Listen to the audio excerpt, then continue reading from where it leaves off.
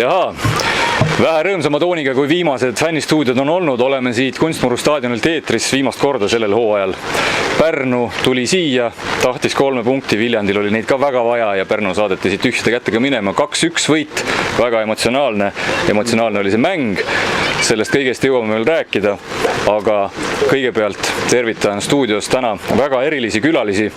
Minu vasakul käel Jaak Roosson, vana Viljandi mees, aga näed, elu keerdkäigud on viinud mehe Pärnusse ja Pärnu Vapruse juhatusse, nii et oli täna oma klubile kaasa elamas. Ja minu paremal käel teile juba tuttav Rain Hüva, Jaagu vana hea lapsepõlvesõber ja trennikaaslane aastast 75. Sünniaastaga 75. Sünniaastaga 75, just. Nii et tõin kokku 2 meest, kes oma tiheda graafiku tõttu kuigi palju tavaliselt ei kohtu. Täna on nad siin.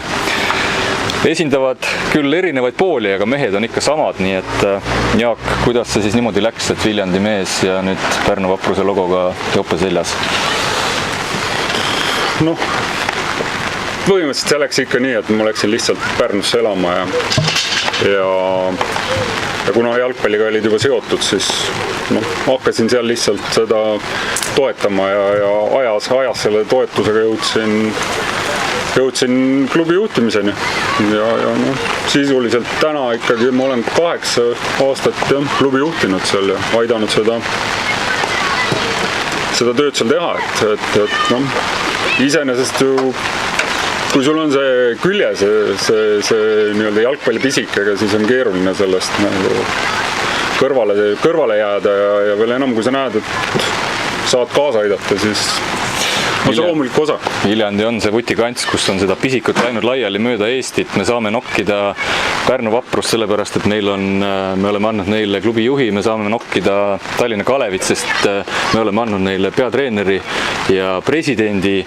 Me saame nokkida valitsevat meistrit, kes on siit aastate jooksul võtnud ja laia maailma saatnud Karol Metsa, nii edasi. Pärnus jalgpalli juhtimine samamoodi. Pärnu ju tegelikult väga kõva vutikants, Raio Piirojad, Sergei Mošnikovid ja nii edasi. Pärnu poiss väga palju, klubisid ka palju Pärnus. Et jah, selles mõttes Pärnu on olnud tubli tõesti, et kui nagu läbi aja vaadata ikkagi neid mängijaid on seal sirgunud kõvasti. Nüüd võiks öelda, et on jälle see väike mõõnaperiood, aga teistpidi on nagu väga positiivne just, et kui Viljandis on ju siin ikkagi 1 klubi, siis Pärnus on 3 ja maakonnas on ka seal 2-3 klubi kindlasti.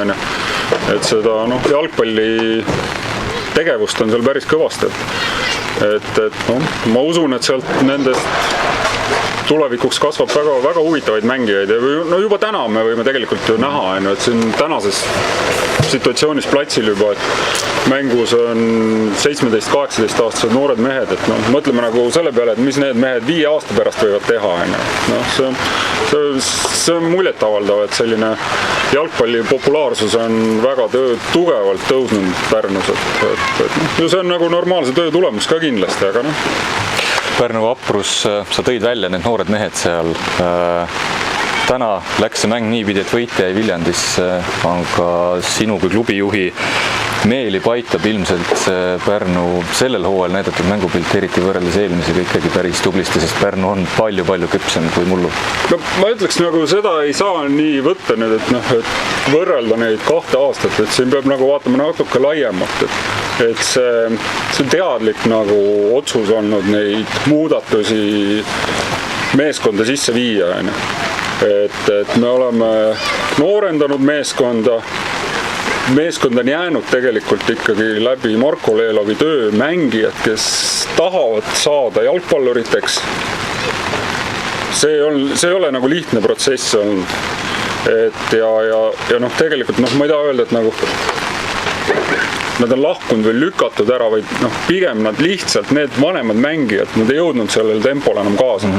Et selles meistriliigas osalemise pingutus on ikkagi niivõrd suur, et kui me võrdleme siin liigasid, on ju, et esiliigat või meistriliigat, siis noh, see treenituse maht, koormused, need on hoopis teised, et lihtsalt see teadlik muutus, mis me oleme teinud, noh, ma usun, et see hakkab 2-3 aasta pärast korralikult vilja kandma. Et noh, ma võin siin natuke eeskujuks pidada ka Tammekat, kes on nagu samamoodi selle muutuse samm-sammult sisse viinud, et noh, natuke nüüd nagu siia tulevikku sellist pilti vaadata, siis ma usun, et siin tuleb see samm üsna varsti ette võtta. Noh, arvestame, et peatreener täna oli platsil, siis noh, see on selge, et see nii jätkuda ei saa, et see ei ole päris normaalne. Ja see ei ole lihtsalt võimalik seda tööd teha niimoodi. Aga noh, see on jah, see noorenduskuur on ikkagi teadlik olnud ja noh, loomulikult selle aluseks on olnud ka see, on hea noortetöö olnud, noortetreenerid oma tööd hästi teinud, on leitud need lapsed, keskkond on loodud, selle pealt on, ma arvan, siin mõne aasta pärast me näeme nagu küpseid vilju nagu.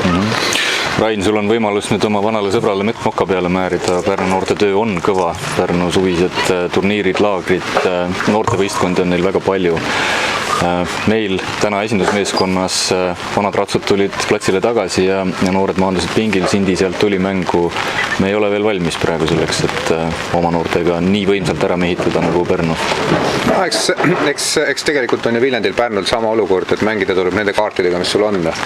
Ja erinevalt ikkagi suurtest klubidest, kus ma võin nagu natuke eksida, aga mitte väga palju, kus ikkagi eelarved on pea 10 korda suuremad, siis see tähendab seda, et sa peadki leidma selliseid ekstraordinaarseid lahendusi. Ja see, et peatreener on platsil, no peatreener oli värav, ega midagi teha ei ole. Loomulikult tähendab Pärnu, mulle kõrvat vaadates tundub, et Pärnu on tegelikult välja tulemas august, kuhu meil on oht mingi hetk kukkuda. See tähendab seda, et ei tule noori peale, raha pole, et võtta kõrvalt mängijaid, aga ma arvan, et see ei ole lootusetu ja see on tegelikult ka väikeste klubide juures normaalne. Tähtis on lihtsalt see, et need väiksed klubidisid ei sõtkutaks maasse, et see just nagu rahaga, nagu sa ise tead, on väga palju vaidlusi olnud, et külvame ka raha tippklubidesse, see suurendab seda lõhet. Ja kui te täna näete, et ikkagi altpoolt tulevad klubid lükkavad seda Eesti jalgpallipüramiidi laiemaks.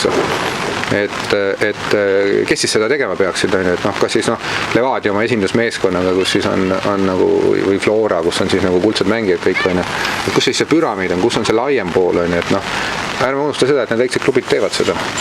Ma arvan, et Pärnu oli eelmine aasta samas olukorras, kus lihtsalt midagi ei olnud teha, tuli panna need noored platsile ja seal oli, ja nad on natukene, just need noorte pool on natuke sammuga ees meie omadest, et meie need Kustid ja Sindid, kes täna siin pigistavad ja kehamängus ikkagi näha on ikkagi, et see paarkümmend kilo on vahet, aga lihtsalt on vaja aega anda ja Pärnu on natuke ees.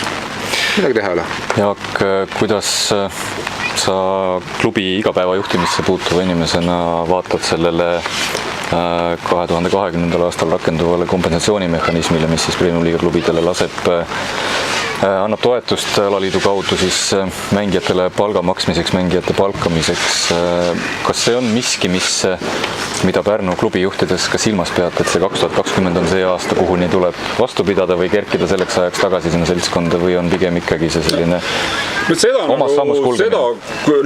Kuna see kuidas, see on sportlik, et selles mõttes, et siin nagu mingid erilisi meetmeid me ei hakka sisse tooma, et mingeid mängijaid, et kindlustada kindlasti seda, et ikkagi me üritame sportlikult jääda püsima.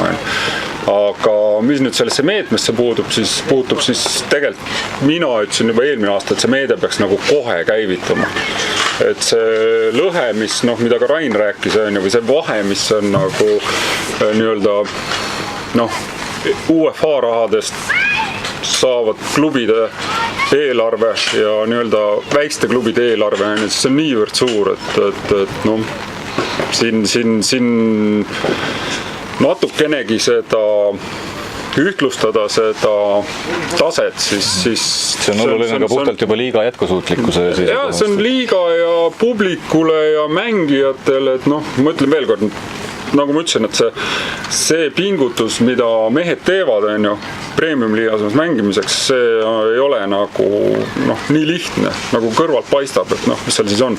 Ikkagi terve talvtööd, terve pikk hooaeg, on ju, me hakkame ikkagi väga vara ja lõpetame väga hilja ja arvestame, kui need mängijad on kas siis koolist tulevad või tulevad nad töölt, on ju, et siis see mehhanism, mis 2020 tuleb sisse, see kindlasti nagu teeb seda asja professionaalsemaks nii mängijatele, klubile, valikud lähevad klubil lihtsamaks. Lihtsam on ka mehi leida, sest sul on ikkagi mingi võimalus neid palgata. See on ainuvõimalik hetkel, mina leian. Ma muidugi lisaks siia juurde, et mis iganes alal, et püramiidi tipp on täpselt nii kõrge, kui on püramiidi alt laiuse. Ja see laius tuleb ainult noorte lisamisega, noorte seas konkurentsi tekitamisega, kui me näiteks võtame Viljandi näidet, täna on meil vanusegrupis üks sats reeglina, ideaalis oleks see, et ühes vanusegrupis on juba 2 satsi, kus hakkab tekkima konkurents, ja seda püramiidi tuleb alt laiali ajada ja seda püramiidi ei aja laiemaks keegi kuskil peakontoris, et seda püramiidi aetaksegi laiali siin Viljandis, Pärnus, Tartus ja ka Tallinnas just see noorte jalgpalli kaudu. Et kui me täna neid noori ei saa mängima ja kui me täna ei aja neid noorte numbrid suureks, siis meil 5 aasta pärast ja 10 aasta pärast ei ole neid noori ka tippklubidesse tulemas. Ja niimoodi, ütleme seal 4 esimese klubiga sopsutades meil ei tule uut Klaavanit. Paremal juhul me saame niimoodi, et võib-olla 2 satsi saavad 1 ringi Euroopas rohkem mängitud. Ja siis me ütleme, et vaat nüüd oli äge. Aga ei ole äge, et tegelikult on vaja seda püramiidi alt laiaks ajada, staadionid rohkem teha, mängijaid rohkem teha, konkurentsi juurde ja vaat sealt hakkavad tulema need. Räägime mängust ka. Nagu siis öeldud, Pärnu ja Viljandi. Siin vastamisi mängu vaatasite päris sõbralikult külje kõrval või oli niisugust tögamist ikka ka, nagu mängu jooksul tuli ette? Pigem ei olnud nagu, et siin Rain nagu tavaliselt võttis kohtunike töö korralikult ette ja õnneks oli linnapeaga kohal, et siis see jälle rahustas. Ei, linnapea on ju harjunud sellega, et ei tasu niisuguste asjadega kaasa minna, et noorpoliitik lasi jaurab. Noorpoliitik jauras natuke ja selles mõttes oli kõik okei. Tegelikult oli ju mäng oli selles mõttes puhas, et ei olnud sellist robustset lõhkumist. Mida võis karta natuke. Mida võis nagu oodata, et võib-olla läheb natuke nagu käest ära. Selles mõttes oli ei mingeid vigastusi ega ka sellist nagu ma ütlen, lõhkumist. Selles mõttes oli okei. Nüüd tulemuse pool nagu jah, siin nagu on keeruline midagi. Tulemusest Rain tahab meelsamini tulemust rääkida. Et mitte nüüd lasta Jaagul nüüd siin midagi nagu nurka suruda ja halba öelda, et siis ma ka tegelikult tänaks nagu kohtunikku, et üldjoontes sellise lõpuotsa ellujäämismängud kipuvad minema emotsionaalseks, jõuliseks ja kohtunik tegelikult suures pildis ta sai väga hästi hakkama. Kuigi mul on mõned kohad, mida ma targa kohtuniku käest... Ta ei oleks Rain, kui tal ei oleks... Ei, lihtsalt ka nagu õppimise mõistes, et me tegelikult... Ma oleks väga tänulik, kui kohtunikud annaksid nagu ka tagasisidet ja seletaksid, et miks need niimoodi olid ja nii edasi. Aga ma ütlen niimoodi, et arvestades seda mõne mängu taset, siis täna oli super, nii et ei kohtunik tegi oma tööd hästi. Võtame selle mängu siis kokku ka. Rainer Peips 12. minutil viis tulevikku ette, see oli hästi välja mängitud rünnak. Sander Posti suurepärane pealöök 81. minutil tundus juba, et mäng on kotis, aga Pärnu arvas vähe teisiti. Mis seal lõpus siis juhtus? Miks ikkagi see sagin tuli? Kas meestel oli see võidunärv ikkagi nii palju sees? Ma arvan niimoodi, et vaatama tuleb hakata kohe mängu algusest, et selle esimese poolaja ilusa värava kõrvale võiks panna ka tegelikult 3-4 olukorda, mis ei löödud ära. Ja vaat need on need olukorrad, mis teevad tuska. Et oleks ikkagi vähemalt mõned sealt ära löödud, siis see mäng oleks piltlikult kotis olnud juba esimese poolaja järgselt. see on see koht, kus tuleb lihtsalt uuele peatreenerile ilmselt aega anda, et seda ründeteravust lihvida. Noh, jah. Täna oli tal muidugi ka üle tüki aja Ilves kasutada omal õigel kohal, omal positsioonil, ta ei pidanud Ilvest raiskama kaitses. Ilves tegi oma mängu ära ja võttis oma kohustusliku kollase ja noh, nagu see ikka käib tal on. Jah, Ilvese kollasega seoses nüüd, kui ma ei eksi, siis Ilves on neist meestest üks, kes Kalevi mängust jääb paraku eemale. Eks ta suur kaotus ole, aga 89. minutil Rolando Tiismaa oli see mees, kes vahendas vähe minimaalseks, sealt läks siis veel lisaminutitele, Gerdo võttis ka lõpus kollase. Mäng oli, ma ütleks, selline ühtlaste lainetega vooga ühele poole ja teisele poole. Ei olnud kummaltki poolt näha seda, et üks meeskond oleks teist füüsiliselt suutnud ära suruda. Väsis Pärnu ja domineeris, väsis Tulevik ja domineeris. Nii et selline võrdne madin. No ütleme, et natuke liiga keeruliseks tegime selle mängu endale. No, näha oli, kui nagu see pall maas oli, siis sealt hakkasid need olukorrad või need võimalused tekkima. Palju läks muidugi kasti ka pikki palle, mis kõik posti roaks langesid. Sinna nad jah, kahjuks siis peatreener nagu tegi oma töö seal ära, et võttis need pallid sealt ära. Ma selles mõttes on nagu näha ka, et selle taseme võistkonnad ikkagi omal käel ja jooksvalt ei suuda kohaneda. Et Pärnul oli näha seda, kus trafaretselt taoti kogu aeg ühte kohta pikki palle, mis kõik post ära võttis või valdav enamus ära võttis. Ja nagu Jaak ütles ka, et nii kui maas tulid rünnakud, oli ka kohe pilt teine. Ja ega Tulevikul ka, et oli formaat paigas ja seda mängiti ja kas see töötas või mitte ei töötanud, õnneks ta ikkagi töötas rohkem kui Pärnul, aga ega nagu jooksvalt ei suudeta ka nagu sellist operatiivtaktikat ringi teha, aga selline tase on, ma arvan, et see on, nii ta on. Kõva võitlus, tase oli milline oli, fakt on see, et Tulevik tabeli põhjas oma elu nüüd natukene lihtsamaks tegi, Sander Posti teises mängus siis võit Pärnu üle, kuna eile Kuressaare võitis Kalevi, üsna selline üllatuslik see lugu seal oli, siis natukene kindlustas Tulevik nüüd oma positsiooni Pärnu ees, selle võrra natukene jällegi asjad lihtsamad, Kaleviga muidugi midagi lihtsalt ei tule, siin otsa tuleb kohe Levadia võõrsil ja siis tuleb 12. mai Narva siin, nii et keerulised ajad ootavad ees. Fännistuudio võtame kokku. Nagu ikka, parima valimisega sinul, Rain, on täna see raske ülesanne. Kõva vaidlus ja sõnelemine oli. Jah, Mark, aga ma ütleks tegelikult see eelmise jutu lõpuks on see ka, et tegelikult on ju Tulevik ju saanud juba ju märkimisväärselt rohkem punkte kui Tarvas sai siin mõned aastad tagasi. Et ära sa nüüd nii lippu nagu maha ka lase. Ei, mina ei lasknud lippu kuskile maha, ma lihtsalt konstateerisin fakte ja rääkisin, mis seisus me tabelis oleme. Et selles mõttes ütleme niimoodi, et ikkagi üsna lootusrikas on see pilt olnud viimases kahes mängus, ka Florale punniti vastu 50 minutit ja hoiti taga asjad korras. Jällegi tekkis see sama, mis sa ütlesid, operatiivtaktika, ehk et niipea kui Flora teisel poolel mängu muutis, oli kõik, me sellega enam hakkama ei saanud. Aga tuleme selle mängu parema juurde tagasi, üsna pikaks on see stuudio meil täna veninud. Sul on see ülesanne, vaidluste naginat oli siin kõvasti, kes siis paremaks jääb? Jah, ega see otsus ei ole kerge, et ma nüüd vähe nagu taustaks seletan, et kui me vaatame mängijad, kes mõjutas mängu kõige rohkem, siis ma paneks Posti. Sest Sander muidugi lõi oma värava ära, mis oli ka väga ilus värava.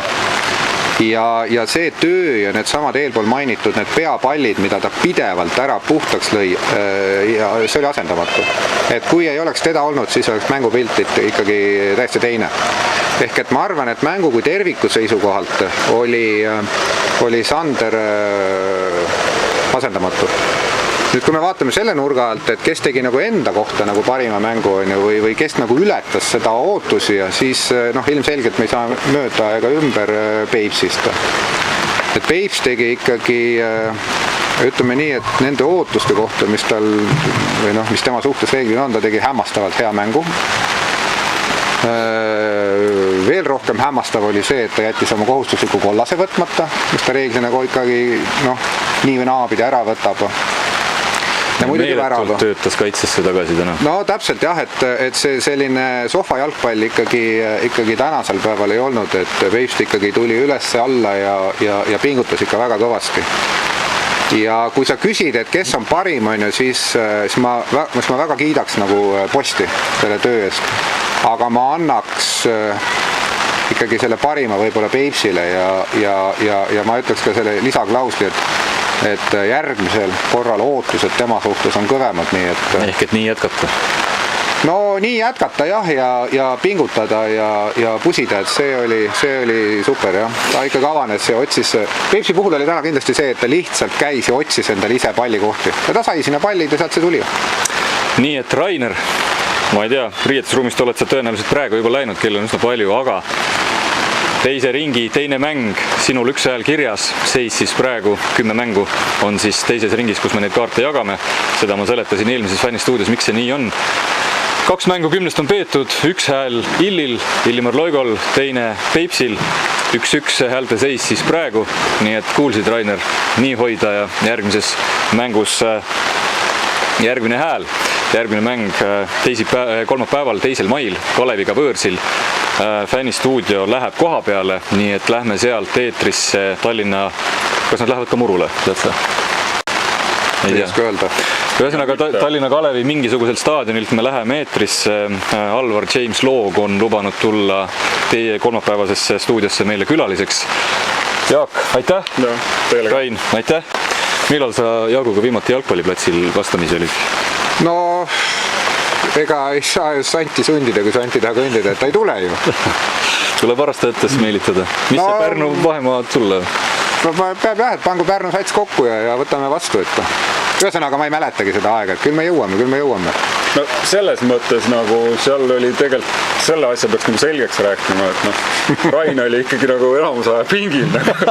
Hakkab tulema jah, hakkab tulema. Et sealt nagu väga midagi lisada vist ei olegi. Sellise tõdemusega, et midagi lisada ei ole, lõpetame selle fännistuudio siit täna ära.